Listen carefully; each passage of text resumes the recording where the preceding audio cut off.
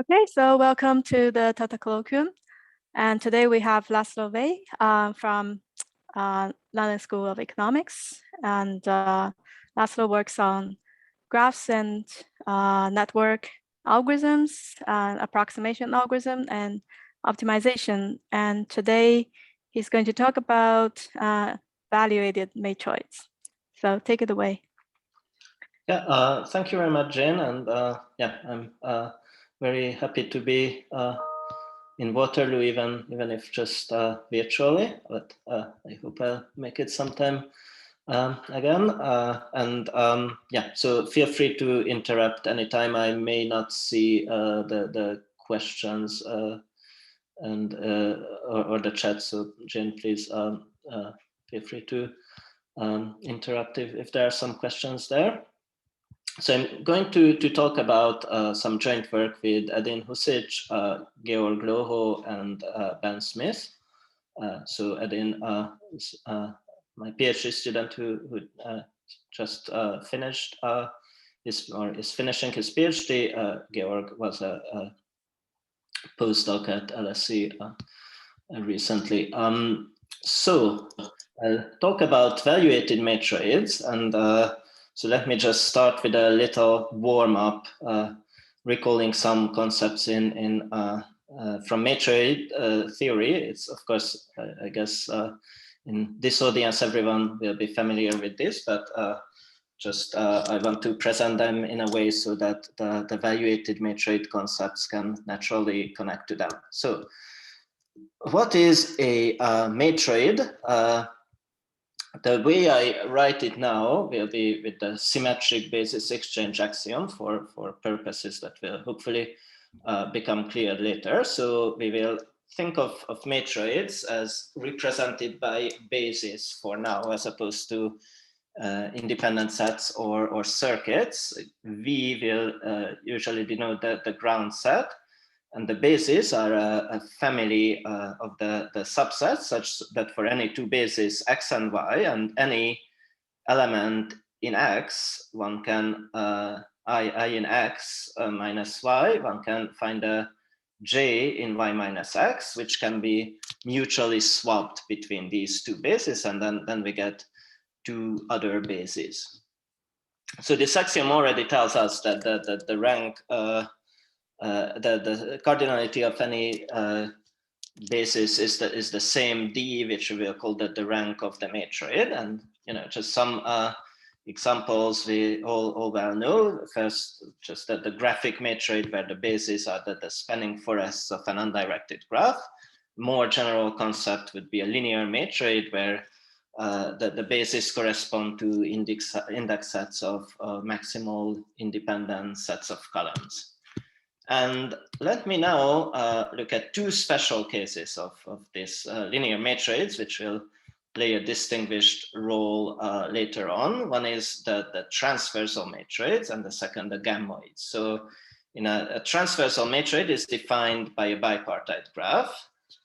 V is the ground set of the matroid, which is the lower side here, and U is the upper side. So let's say that this U has cardinality D. And then my bases are the D element subsets of V, which have a perfect matching in this bipartite graph, connecting them to U. In this case, it's a rank 3 matroid. Now, gammoids are a generalization. I still have a set V where my matroid lives, and another set U, which is a set of terminals, but between them, instead of a bipartite graph, I have a directed graph, which may have many other interim nodes. And then a basis is a subset X of V, which is connected by D node disjoint path to U. So clearly that the bipartite transversal matroids are special cases, but these gammoids are a bigger and richer family. And so here is a list of some standard operations one can do on matroids.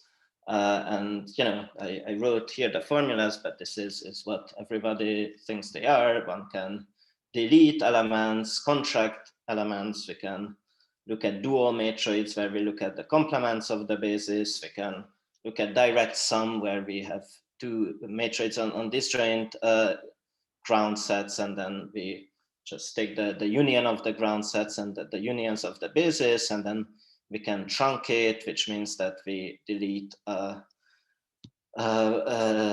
element from the basis. And so these are kind of more basic operations. Two operations which are related to the two special classes are mentioned, that are induction operations. When I have a matroid on a set, on this set U, and then I want to induce another matroid on another set V, using some graph structure. So in a bipartite graph, it's now I have a matroid living upstairs here on U, and then on V, a set will be a basis if it has a perfect matching to a basis in U. So here, like the cardinality of U is 4, but the rank is 3, and then I'm looking at sets which can be matched to independent sets upstairs. And so if you think of transversal matroids, those were induced by bipartite graphs from free matroids where like the ground set is the single basis of the matroid. And similarly, induction by network means that I, again, have a matroid living on these terminals U. I have another terminal set V, and then I have this graph between them. And I say that someone is a basis in V if I have no disjoint path to a basis in U. So again, gamoids are what I can induce from the free matroids. And then, so just to give an overview of what these transversal matroids and gamoids are, what is kind of the non-trivial but not very difficult fact is that the induction by bipartite graph plus contraction already covers induction by network. So I can always, like, from a directed graph, create a bipartite graph where all the nodes outside V and U are encoded in a set which I will contract. So based on this, it turns out that, well, transversal matroids are special cases of gamoids, but what gamoids really are, they are contractions of transversal matroids. And it says basically that if you look at gamoids and you use all these operations I just listed, you cannot get a non-gamoid out of this family. So however you delete, contract, dualize, truncate, induce by bipartite graphs networks, it's still a gamoid. So in this sense, one can say that gamoids are a complete family class of matroids. This was first defined by Ingleton in 1977, who said that a class of matroids is complete if it's closed under restriction, contraction, dualization, direct sum, truncation, and induction. And he also adds this remark that, well, the same concept could also be defined by various different lists of permissible operations depending on personal taste. This list certainly includes some logically redundant items. But so yes, indeed, as I said, like induction could be simulated on networks, can be reduced to bipartite graphs. Also, so these, one can have fun reducing operations to simpler operations. But the point is, it's really the same one class where all these kind of natural matroid operations, like one gets the same toolbox, just looking at it from different ways. So the concept of complete doesn't depend on personal taste, just the way we describe it. And then if you look at it, then gamoids are actually the smallest complete class. If you just give me a matroid on a single element ground set, where the single element is the basis, and you throw in all these operations, then you can build up all gamoids out there using these operations. Now, it's, I guess, no surprise to anyone that there are matroids which are not gamoids. The one important property formulated by Brualdi is that gamoids are strongly base orderable, which we don't really need to worry about what this concept means, but the simplest counterexample here is the graphic matroid of the complete graph on 4 elements, which is not strongly base orderable and therefore is not a gamoid. These concepts are of course not the same. For example, there's the Vamos matroid, which is strongly base orderable but not representable, and for that reason it's not a gamoid. And then there has been quite some further theory on various hierarchies of complete classes of matroids. There's a nice work by Bonin and Savitsky on this. And so pretty much this is what I wanted to say as a warm-up about matroids, and I could now move on to valuated matroids unless there are some questions about this part. All right, so valuated got stuck somehow. Valuated matroid. So this is like a kind of a quantitative extension of the concepts of matroids. Matroids are set families, and valuated matroids are functions on subsets of a ground set. This was introduced by Dress and Wenzel in 1990. So for a valuated matroid, we fix the arity D. It will be defined on D element subsets of this ground set V. It can take -infinity elements, and the definition is literally the same as the symmetric basis exchange axiom with this function f put on top. So we take any two sets x and y of size D. Then for any I in x minus y, there exists a j in y minus x, such that the function values on these, if we swap the two elements, then the sum of the function values will be greater or equal than the sum of the function values on the original two sets.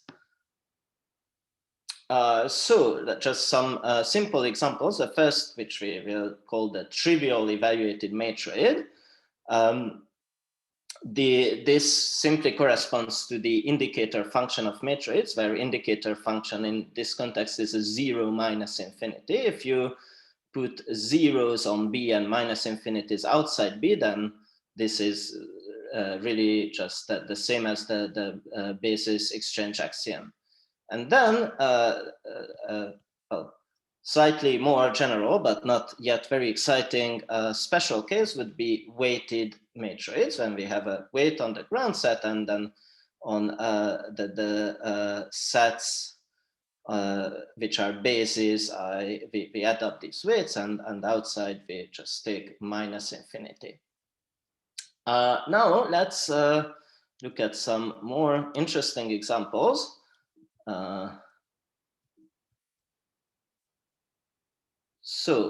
Yes, we had transversal matroids and gamoids, and for these we can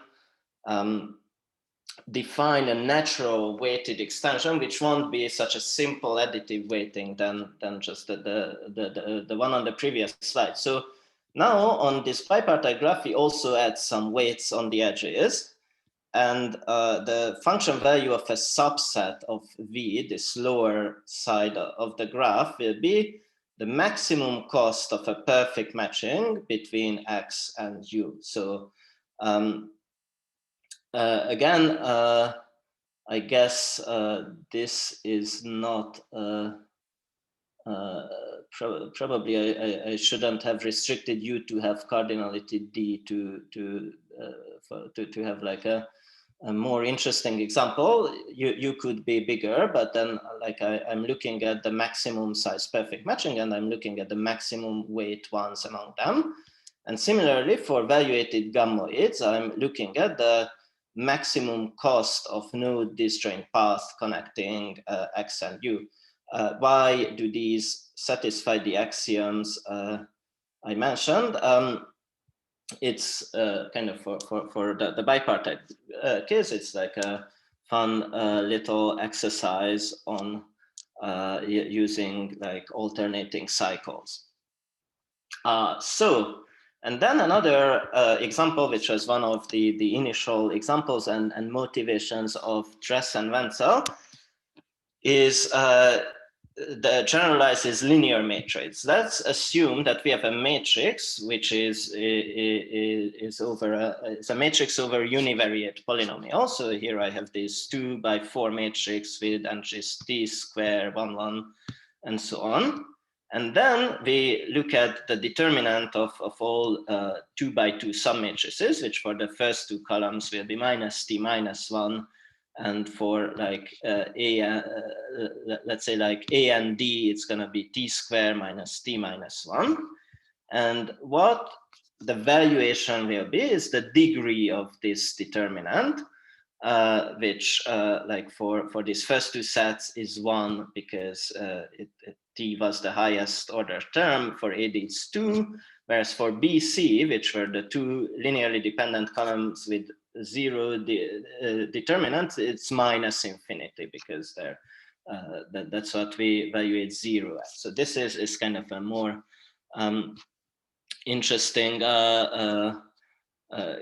special example which connects to many other areas. Now, how do these valuated matrices relate to matrices other than obviously generalizing them? Well, first, it's the support of the valuated matrices where they have finite values that always forms a matrix. But also, more interestingly, if you take any cost function and you look at the maximizers of f of x minus p of x, which is the sum of the p values in x, those will always form the basis of a matrix. So this is kind of the underlying reason why the greedy algorithm naturally extends to valuated matrices, which was kind of the original motivation to like see how far one can push the greedy algorithm in more general concepts, but context. But these objects have come up everywhere in different contexts. In fact, there is this very nice theory of discrete convex analysis where valuated matrices are like one of the basic objects, which are in this context called the M-concave set functions. So M-concave functions could live on integer vectors, but if you restrict them to the 0, 1 domain, then they're the same as valuated matrices. In tropical geometry, they correspond to tropical linear spaces, and then in game theory, mathematical economics, they correspond to certain valuation functions. I'll talk about that in more detail later on. So now we will kind of do some of the analog of what I told you about matrices. One can, like all these operations I listed will extend to valuated matrices, and on kind of the obvious ways, like deletion of a set means that I discard those elements from the ground set and leave everything else unchanged. Contraction will mean that I decrease the rank of my evaluated matrix by the size of this set Z, and then I remove this Z from all sets and map the function values accordingly.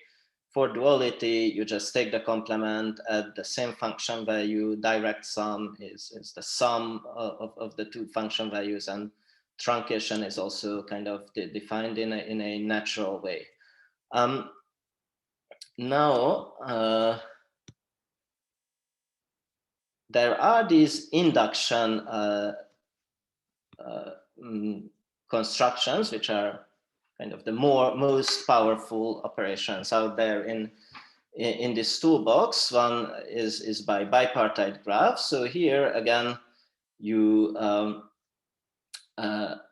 have already a valuated matroid on this upstairs set U, and I want to define another one on V. I also have these weights all over the place on these edges.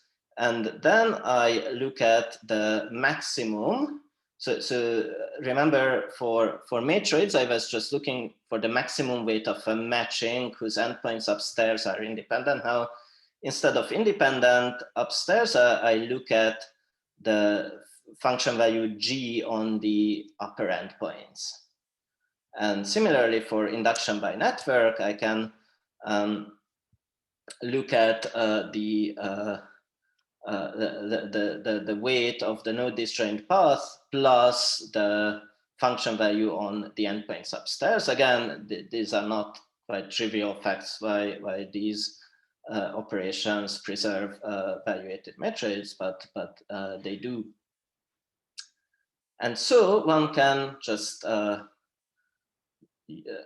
naturally extend the same Ingleton characterization, or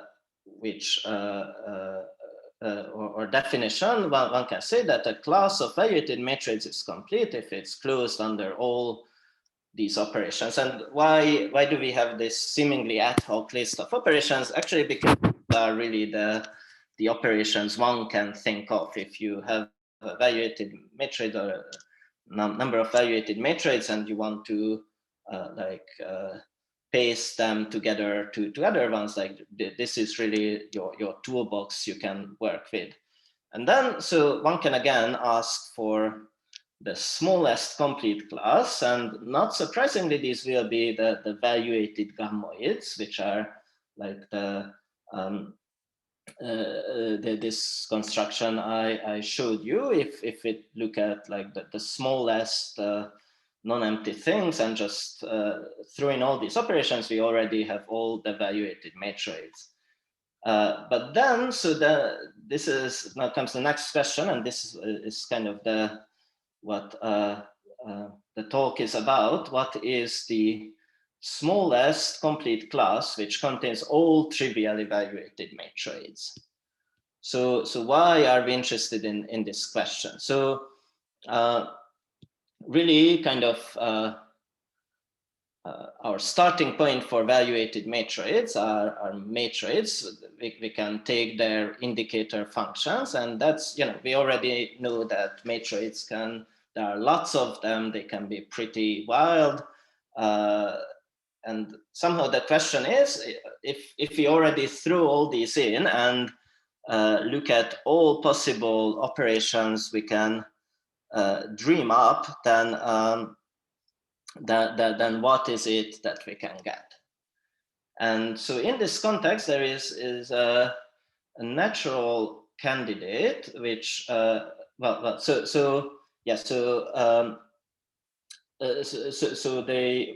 one kind of gets, obviously, if we just look at induction by bipartite graph and contractions, is what we called R minor evaluated matrix. So R here stands for Rado.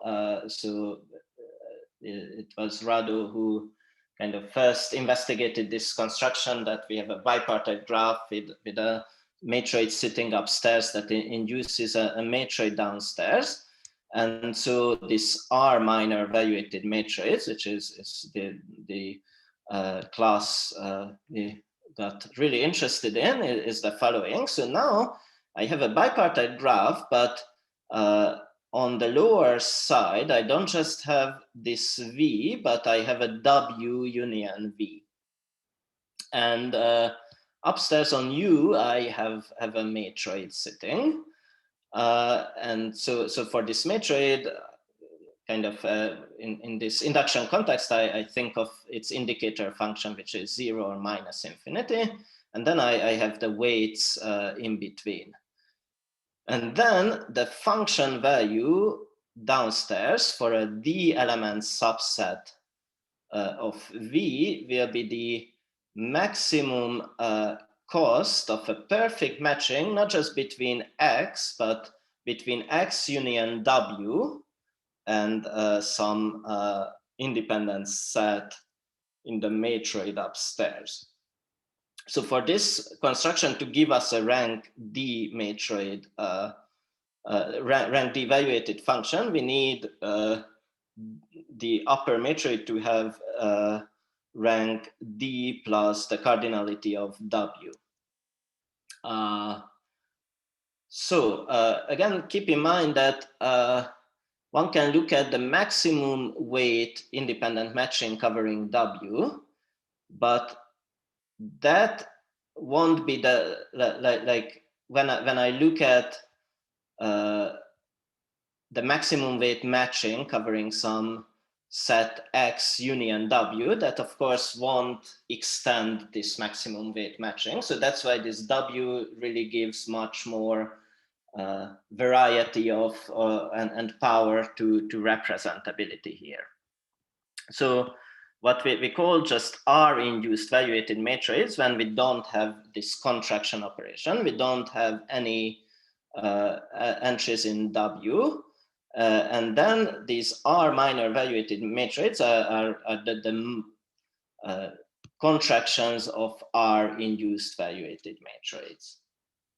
So you know, if of course if you again have like the trivial valuated matrices, you induce them by a bipartite graph, then you exactly get the R induced valuated matrices. If you contract them, then you get these R minor valuated matrices.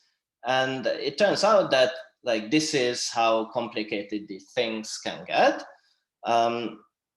So what we show, and this is not very deep really, it's just that the usual constructions, one needs to be a bit careful with duality and so on. The R minor valuated matrices are the smallest complete class that contains all the indicator functions of the trivial evaluated matrix. And so then the next natural question, and so that's what we got interested in, is that, okay, so this is kind of this smallest complete class which contains everything, all things matroids. Is this everything? Like, does this class exhaust the entire family of valuated matroids? So this is something which András Frank asked in 2003, and like it was popularized later by Kazuo Murata. And then there were actually, and this is something I'll tell you in the next part of the talk, some very closely related questions have been asked in the context of mathematical economics valuation functions. So the point of such a question would be that if it is true, if these R minor valuated matroids are all there is out there, then valuated matroids are really something which we can decompose into matroids and graphs and weights, and this would also give some, you know, very powerful proof techniques. And that's why the economists were actually interested in this, because they wanted to have such proof techniques. So any question up to this point?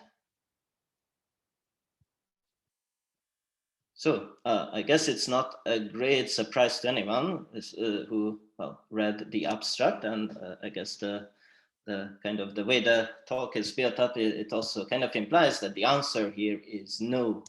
So our main result is that these are minor valuated matrices, however rich they may seem, and even though they seem to capture all examples people normally use for valuated matrices, these are not everything out there. It might even possibly be just a small fraction of the wild great world of valuated matrices. So we have such objects which do not arise from matrices using some network constructions and other simple operations.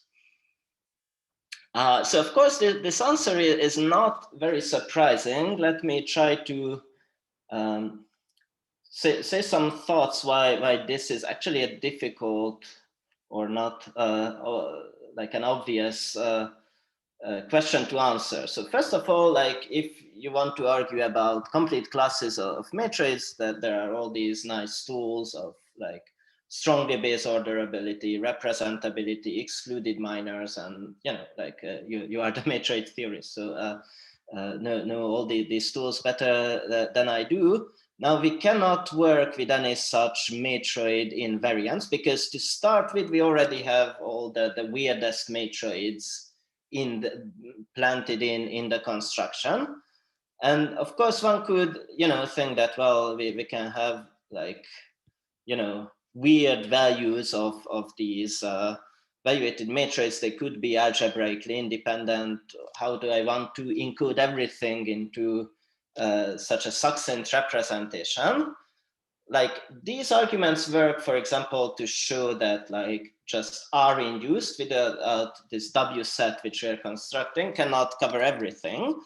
But actually this W set, we have no bound, and I'll get back to this at the end of the talk. So this could be, doubly exponential or even bigger in the size of the set V where the function actually lives. And again, like in theory, it could give like, we could always use different matchings on when restricted to this W to represent the different function values. So this kind of standard arguments won't cut it. So what we ended up doing is a simple construction, which will be based on sparse paving matrices, but with perhaps frustratingly difficult proof to it. So let me just remind you of what sparse paving matrices are. These are rank D matrices where all there are no small circuits. So every D-1 element set is independent. All circuits are of size D or D+1, and that's paving matrix sparse also has that all D element circuits are hyperplanes. Whatever I would add to it, it spans everything. And so one construction which was one of our starting points is Knuth's give like an elegant way to give a doubly exponential lower bound on the number of sparse paving matrices, which I think until fairly recently was the best bound. And in fact, there are even conjectures that like if you look at the asymptotic number of all matrices, like most of them are sparse paving matrices, like a famous representative of this family is the Vamos matrix, which will be a bit similar to our underlying matrix. Yes, so let me now explain you the construction, which hopefully you will fully understand what it is, and then I just give you some very bird eyes view of our proof argument. So the ground set here is some various reasons. It's on 32 elements. Of course, it could be more. And these elements are arranged in pairs. So P1 is the first 2 elements, P2 is number 3, 4, and so on. And the rank of the valuated matrix is 4. And then, so what basically is kind of goes back to this Knud's paper, one gets a sparse paving matrix if we just take out from all 4 element sets an arbitrary collection of unions of 2 pairs. So you can say that, well, you designate just your favorite combinations of 2 pairs as the D element circuits, and every other D element set is a basis, and this will always be a matrix. So the way we choose them, we actually keep a couple of bases that are 2 element, that are unions of 2 pairs. We define this set H, which is the union of 2 pairs, such that either I or J, the index of the first or the second, is even. And so these will be the circuits. Everything else forms the basis of a matrix. And then we pick our favorite circuit, let's say that the union of the first 2 pairs, which is for this reason a circuit, and define the function as follows. So the basis in B get value 0. This favorite X star gets value -1. And everything else gets value strictly less than -1. It could be -infinity as well. So in particular, like the simplest thing would be the following. You have 0 on all the bases, -1 on one more basis, and -infinity everywhere else. And so what we show is that all such functions are evaluated matrices. That part is very easy to check, but that they cannot get such an R minor representation. Okay, so is the construction clear? So again, like if we just want to show that these functions are not R induced without the contracted set W, then we could just start arguing about, hey, like maybe we look at a higher rank and then throw in algebraically independent function values all over the place. You clearly cannot represent all of them. Again, the main difficulty is that this W could be arbitrarily large. And so I decided not even to try to give you proof details here. So just highlight some ideas on just to give you a flavor of what's going on here. So we have this family which like complies with the rules I told you, and then we select a smallest counterexample, which counterexample in this context means that it does in fact have an R minor representation, but then I want it to have a minimal support, the function, and I also want W in the representation, the contracted set, to be as small as possible. Then one important argument will be like LP duality and complementary slackness. One can formulate an LP relaxation which captures the maximizers of this function. And if you look at the dual, that can be actually very nicely rephrased using the Lovász extension.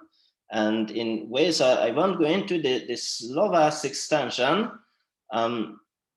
will help us leverage the argument that the way we define this matrix M, and that's why we did the particular choice of keeping some of the unions of pairs as basis, that this matrix is not fully reducible, which means that we cannot write it as a full rank sum of smaller matroids. And so what this fact will allow us to do is to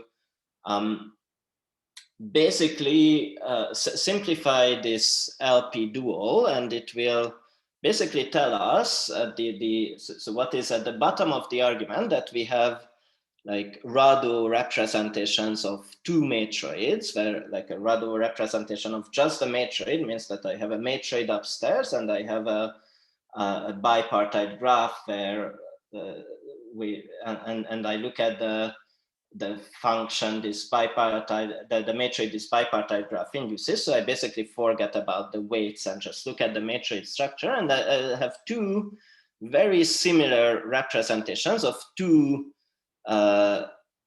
matroids which are almost the same but differ in a single basis. Like those would be in this construction basically the matroid which has basis B and the other which has the basis B and this one additional basis.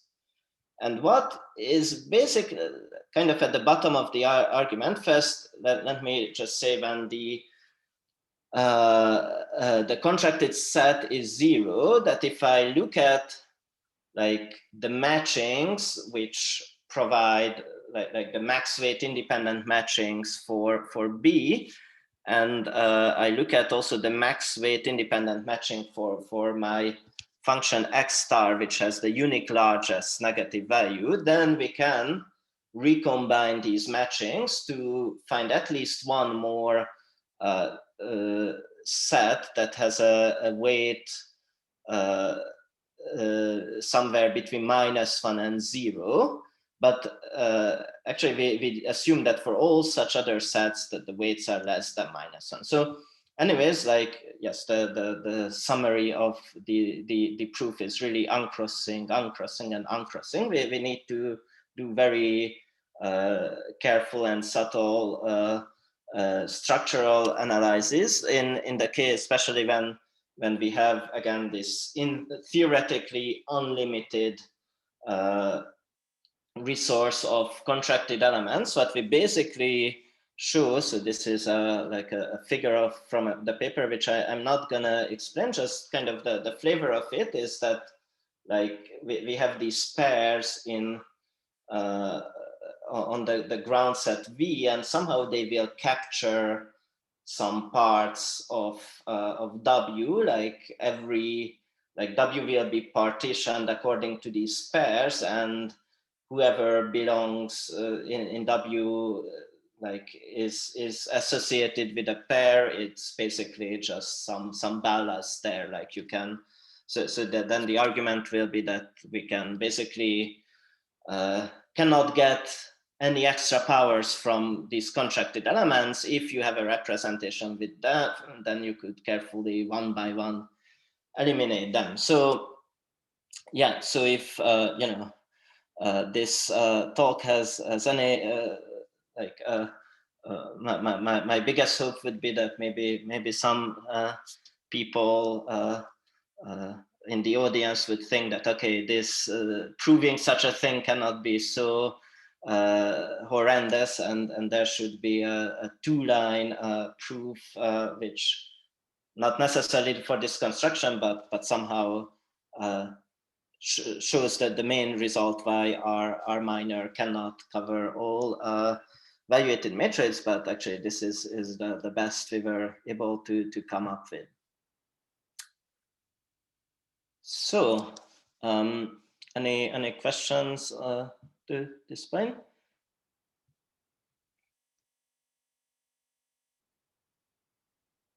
So then I just conclude with like explaining like where elsewhere the things came up and what's this connection to mathematical economics I've been referring to a few times.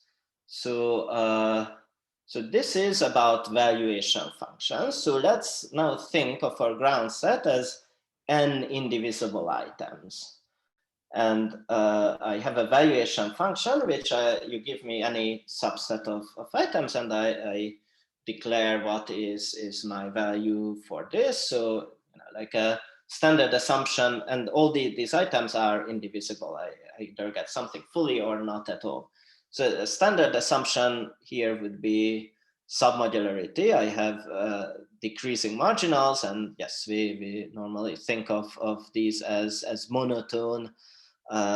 Increasing functions, adding more won't harm me. So, well, there are different economic models, but a very standard one is the following. So this valuation expresses sort of the monetary value of my enjoyment of these goods. If there are prices P, then I want to buy a bundle that maximizes my utility minus the price. So P of S is just the sum of the prices in S. So I don't have any budget restrictions in this model. If I can get a really high value, then I don't mind paying some very high price. And so a concept which, like, different variants have been really a key idea in economics is the gross substitutes property, which means roughly the following. If I have some prices and then I increase the price of some items, but the other items I leave at the earlier price, then the demand for the goods which remain cheaper, it may not decrease. And of course, that there is some ambiguity here, because I can, in theory, have many equally optimal bundles, but it means that there will be at least one such optimal bundle when the price of these goods didn't increase. So, just the simplest such example would be when I have additive valuations. Then it's kind of very easy to see. Well, it's basically I make separate decisions about the goods, and like one price increase doesn't influence another one. But so this is something people have looked at for a long time.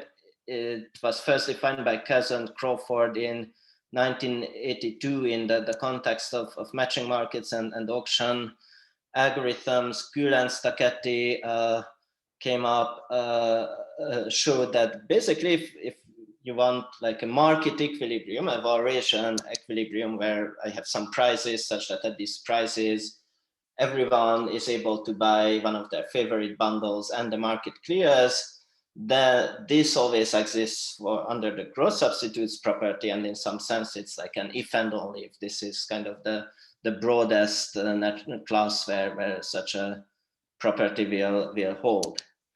And so let me now jump to a concept which is valuated generalized matroids, which is, you should think of these in the following way. Valuated matroids corresponds to objects on bases of a matroid, and then valuated matroids sort of correspond to independent sets. So like if I have a valuation function which would be monotone, I don't want to restrict myself always buying exactly the goods. For example, I could even buy just 0 goods. So what the second axiom you can see here is identical to the valuated matroid example axiom, and then the other one is just an extension of this, also like as an independence axiom. If I have 2 sets of different size, then from the bigger one I can add in an element to the smaller one and then put f's on top of these things. And again, like for those of you who are familiar with discrete convex analysis, valuated matrices are the M concave set functions, and valuated generalized matrices are the M natural concave set functions.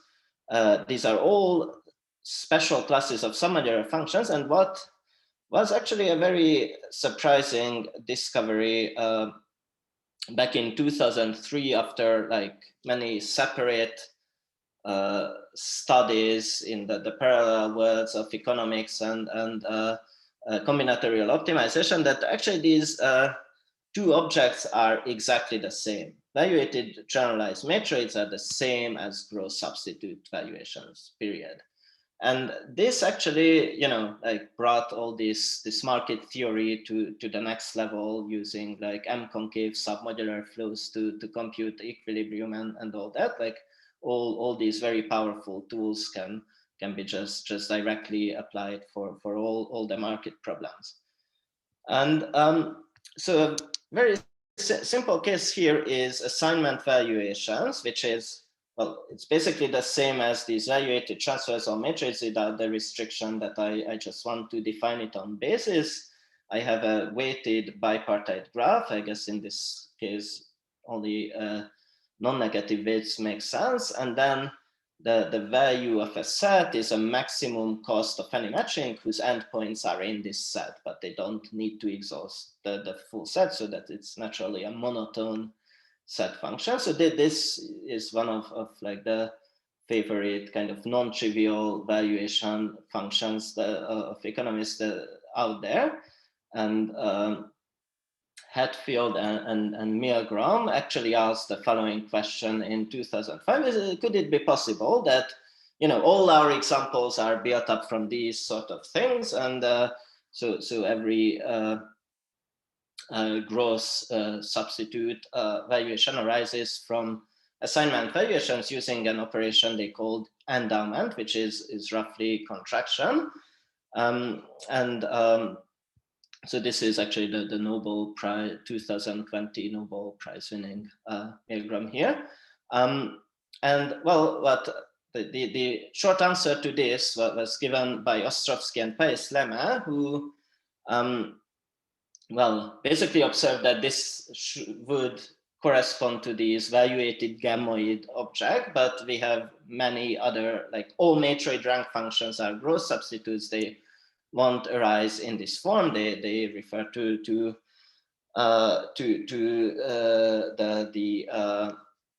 strong base orderability, but then they formulated actually a much a nice tweak to this conjecture that every gross substitute valuation arises by endowment and merge operations. And merge is, I don't want to precisely define it, it's like a convolution operation. And so there was some partial progress here by Tran showing that just the merge doesn't suffice, but again, this endowment is the contraction. That's kind of the more general operation. And then so what we observed that this actually, like all this merge is basically a special case of induction by bipartite graph, just with a very special form of a bipartite graph. So if we allow all like induction by bipartite graphs or networks and contractions, then we get a stronger, even stronger version of this conjecture. But then it turns out that this is actually even stronger than our conjecture, this Frank's question on valuated matrices. And like if you want here like a monotone increasing valuation function, you can actually easily get it from our construction, just increasing it a bit by a cardinality function, and that will be a counterexample to this valuated matrix-based valuation conjecture as well. So I just wanted to finish with a few thoughts. Actually, one is just, if you may wonder why we started working on this problem. So it actually came from a completely different work we did on the Nash social welfare problem with my student Edin and Jugal Garg. So this is actually a very nice approximation question it's related to markets. We have m indivisible items and n agents with some valuation functions. We want to partition the items to the agents such that the Nash social welfare, which is the geometric mean of their valuations, is maximized. And so there was some very nice earlier work, first by Kuhl and Gatsalis, which gave constant, so this is NP hard already for additive valuations. And there are constant factor approximations with a wide range of techniques, market relaxations, real stable polynomials, and local search, and all sorts of arguments, but these never really went very far beyond additive utilities. So what we wanted to first go just one, like get some interesting non-additive family, and we looked at these assignment valuations, and then we figured out that actually it's if you put a matrix on top of it, and that's when we came up with the name Rado valuations, then we came up with a constant factor approximation, and actually just at the same time, completely independently, using like a real stable approach, Lee and von Drag gave an estimation algorithm which just estimates the objective value but cannot find a partition for, well, also for Rado valuations, although they didn't use this name because they had and they went for a more general class, but also somehow this bipartite graph plus matrix structure was very important for them as well. And yes, just actually after that, Lee and von Drack extended our approach to now general submodular valuations. So apparently Rado wasn't like the right thing to look at here, but it still had like very nice rich structure to work with, which helped come up with a viable approach. So, and this is the way I see these Rado minor valuations, they actually have very nice combinatorial structures in them you can really work with, as opposed to if you're just thrown like an axiom of valuated matrix. So just to summarize what we have seen here, so valuated matrices are not R minor. They can be much more complex, maybe just a little more complex, we don't quite know. Now all these, we bashed all hopes of economists to have some nice inductive arguments here. And one thing well, I'm already over time and was expecting not being able to talk about is actually, it also has a nice connection to Laurentian polynomials, which were like in the last few years, a very exciting development by Brandon and Hu, and also by Anari and others. It's like an extension of log concave polynomials and very closely relates to M concave functions. So unfortunately, no one asked before, because it's a fairly recent concept, whether all these polynomials could be obtained by easy operations from generating functions of matrices. But well, an implication of what we do also kind of kills such hopes. So like we showed that what one can naturally get based on matrix generating functions cannot exhaust all Laurentian polynomials. And so just some very quick questions and directions. So first of all, yes, so there's the challenges out there. Like, could someone please come up with a simpler proof of this whole thing? In particular, what I would really like to see is there some invariance, some nice inequality property, which you can just say that, well, whatever you do from matrix with these networks, you maintain that property, but it's not true for all valuated matrices. Also, just looking at, so as I do recommend if you want to work with valuation functions, these kinds of objects, and you cannot deal with the general case, like this R minor could be a very good candidate. And it would be nice to better understand their structure. For example, how big this contracted set really can be. And there are very interesting questions out there. It's actually a fairly recent and surprisingly difficult result by Crutch and Wallström, that for gamoids, like the set we need to contract is polynomially bounded by the size of the ground set. And of course, you know, is there some further interesting classes, maybe a whole hierarchy of valuated matrices up there?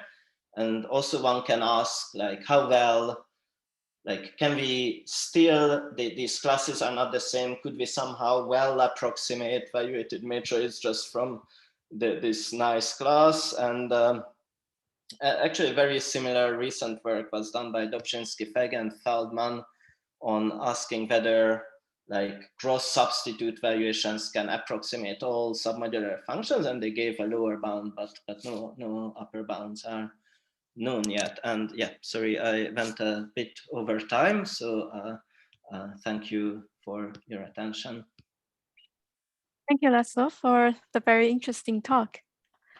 So any questions from the audience?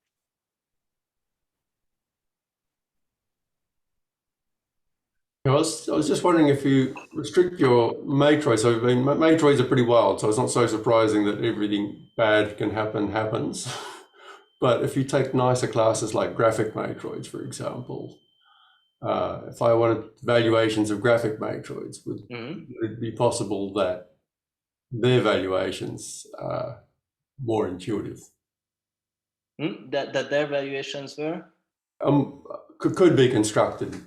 Like you came up with a construction which sort of said, here are some matroids and valuations you can't construct. But if I said that the underlying matroid was nice to begin with, then maybe. Yeah, no, that's a very good question, actually. So yeah, I don't think we know anything about that in particular, or yes, so we haven't looked at such special classes, but yes. The reason I mention graphic is because they're regular, so the like the so in this context, the kind of previous work which like characterized the class of valuated matrices was by Fink and Olarte on like valuated transversal matrices, which are basically, you can, if and only if for any cost functions the maximizers are a transversal matrix, then it's like a evaluated transversal matrix. Well, it's kind of, the term is confusing, but like, so it's a valuated matrix with an underlying transversal matrix. But yes, so for example, yeah, I think it's very nice to ask for like graphic or other nicely behaved classes of matrices.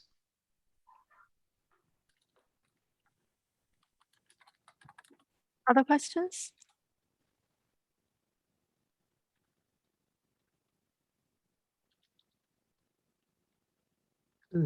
So let me ask a general question. Since you know Andreas Frank very well, and the first result was actually disproving his conjecture. And you probably were working with Andreas in those years. So what motivated him to state it as a conjecture rather than a question? Yeah, so you know where I'm coming from, because there are several of these conjectures of Andreas which turned out to be false, but actually led to good work.